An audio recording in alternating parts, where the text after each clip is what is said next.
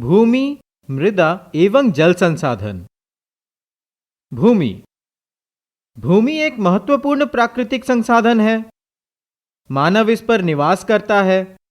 अपनी आवश्यकता की अधिकतर वस्तुएं भी वह इसी से प्राप्त करता है। पृथ्वी के कुल क्षेत्रफल के 29% भाग पर भूमि का विस्तार है। यह पहाड़ी, पठारी, मैदानी, दलदली, मरुस्थलीय, हिमछादित एवं वनाच्छादित रूपों में पाई जाती है। भूमि के विविध रूप मानव बसाव को एक समान रूप में आकर्षित नहीं कर पाते हैं, क्योंकि मैदानी भाग में जीवन जीना आसान है। सभी सुविधाएं आसानी से उपलब्ध होती हैं, अतएव मैदानी क्षेत्र में सघन जनसंख्या पाई जाती है। भूमि का उपयोग। भूमि का उपयोग हम भिन्न भिन्न काम में करते हैं। भूमि पर कृषि कार्य होता है। इसी पर पेड़ पौधे उगते हैं। मकान, गांव, शहर, तालाब, नहर, कुआं, चापाकल, सड़क मार्ग, रेल मार्ग, पाइपलाइन मार्ग, कारखाना, विभिन्न खेलों के मैदान एवं स्टेडियम इत्यादि भूमि पर ही बने होते हैं। जब जैसी जरूरत तब मानव भूमि का वैसा उपयोग करता है। भूमि का उपयोग सभी जगह एक समान नहीं है। इसमें अंतर का मुख्य कारण समय एवं क्षेत्र के अनुसार मानवीय जरूरतों में बदलाव का आना है। इसी कारण कभी वन क्षेत्र को साफ करके निवास क्षेत्र या कृषि क्षेत्र के रूप में विकसित किया जाता है, तो कभी कृषि क्षेत्र को निवास क्षेत्र के रूप में विकसित किया जाता है। कृषि योग्य भूमि पर कारखाने भी लगाए जाते हैं। कभी कभी तो निवास क्षेत्र की जगह पर सड़क या रेल मार्ग भी विकसित किए जाते हैं। क्या एक समान भूमि होने के बावजूद भी एक प्रदेश से दूसरे प्रदेश में भूमि के उपयोग में अंतर पाया जाता है? हाँ, विश्व के कई स्थानों में फैली घास भूमियों में खेती की जाती है। प्रेयरी प्रदेश में गेहूं की खेती की जाती है, तो भूमध्य सागरीय प्रदेश में भूमि पर रसदार फलों की खेती की जाती है। इसी तरह मैदानी भागों में कृषि कार्य की अधिकता देखी जाती है, तो पठारी भागों में भूमि जो कृषि कार्य के लिए उन्नति अनुकूल नहीं है, वहां कृषि कार्यों में अतिरिक्त उद्योगों की स्थापना को प्रमुखता दी जाती है। भूमि का उपयोग किन किन कारणों से प्रभावित होता है? भूमि का उपयोग दो प्रमुख कारणों द्वारा प्रभावित होता है: प्राकृतिक कारण एवं मानवीय कारण। प्राकृतिक कारण: स्थल रूप में भिन्नता, मृदा की विशेषता, खनिजों की उपस्थिति, जलवायु एवं जल संबंधी विशेषताएं इत्यादि जैसे प्राकृतिक कारण भूमि के उपयोग में परिवर्तन ला देते हैं। कठोर भूमि के कारण पठारी क्षेत्र में कारखाने प्रमुखता से लगाए जाते हैं, जबकि मैदानी भूमि में फसलों की खेती की जाती है। पठारी क्षेत्र में जहां खनिज पाई जाती हैं, वहां खनन कार्य किए जाते हैं। मानसूनी जलवायु क्षेत्र में धान की खेती की जाती है, तो शीतोष्ण जलवायु क्षेत्र में गेहूं की खेती की जाती है।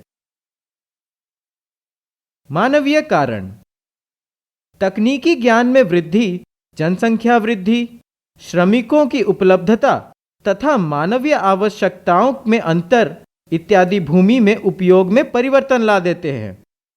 जनसंख्या वृद्धि के कारण भूमि उपयोग में अंतर आता है। शहरों के पास भवनों के निर्माण हेतु भूमि की मांग बढ़ी है, परंतु भूमि की मात्रा सीमित है। इस समस्या से निपटने की तरकीब भारतीय वैज्ञानिकों एवं शहर नियोजकों ने भी ढूंढ ली है। गांव की खाली पड़ी बंजर जमीन पर पंचायत भवन बनाना भी तो बदलते भूमि उपयोग का उदाहरण हुआ ना। मुंबई के निकट की दलदली भूमि को सुखाकर ठोस भूमि में बदला गया तथा वहीं नवी मुंबई शहर का विकास किया गया। राजस्थान के गंगानगर क्षेत्र में सिंचाई सुविधा उपलब्ध कराकर खेती की जाने लगी, जिससे यह क्षेत्र भारत के प्रमुख कृषि क्षेत्र में गिना जाने लगा। भूमि उपयोग प्ररूप: भूमि उपयोग का अर्थ कुल उपलब्ध भूमि का विविध कार्यों में होने वाले उपयोग के आंकड़ों से है। इससे संबंधित आंकड़े हमेशा बदलते रहते हैं। मतलब यह कि विभिन्न देशों में मध्य इसका प्रारूप एक जैसा नहीं मिलता है। कहीं वन क्षेत्र अधिक मिलता है तो कहीं शुद्ध बोई गई भूमि का क्षेत्र, तो कहीं बंजर भूमि का क्षेत्र अधिक मिलता है। हमारे देश में भूमि उपयोग प्रारूप संबंधी आंकड़े या रिकॉर्ड भू राजस्व विभाग रखता है। भूमि उपयोग के वर्ग हैं: पहला, वन क्षेत्र की भूमि। दूसरा, कृषि कार्य के लिए अनुपलब्ध भूमि, जिसके दो प्रकार हैं, बंजर एवं व्यर्थ भूमि और सड़क, मकान, उद्योगों में लगी भूमि। तीसरा, अन्य परती भूमि, जिस भूमि पर 1 वर्ष से अधिक तथा 5 वर्ष से कम समय से कृषि नहीं की गई हो। चौथा, अन्य कृषि, जिसके दो भाग हैं, स्थायी चारगाह की भूमि, कृषि योग्य बंजर भूमि, यानी जिस भूमि पर 5 वर्ष से अधिक समय से खेती नहीं की गई हो। बढ़ते उपयोग के कारण भूमि पर बहुत दबाव बढ़ रहा है। भूमि संरक्षण की आवश्यकता। तेजी से बढ़ती जनसंख्या के पोषण एवं आवास संबंधी आवश्यकताओं को पूरा करने के कारण वन एवं कृषि क्षेत्र घटते जा रहे हैं। फसलों के उत्पादन को बढ़ाने के लिए रासायनिक उर्वरकों का भी काफी अधिक उपयोग हुआ है। अति सिंचन एवं पशुचारण की क्रियाएं भी हुई हैं। जल जमाव से मिट्टी में लवणता एवं क्षारीयता का गुण भी बढ़ा है। इन सभी कारणों से भूमि के स्वाभाविक गुणों में ह्रास आ रहा है, जिसे भूमि का निम्नीकरण कहा जाता है। भूमि के अवैज्ञानिक एवं अनियोजित उपयोग के कारण मरुभूमि का प्रसार, भूमि कटाव एवं भूमि के बंजर होने जैसी समस्याएं बढ़ती जा रही हैं।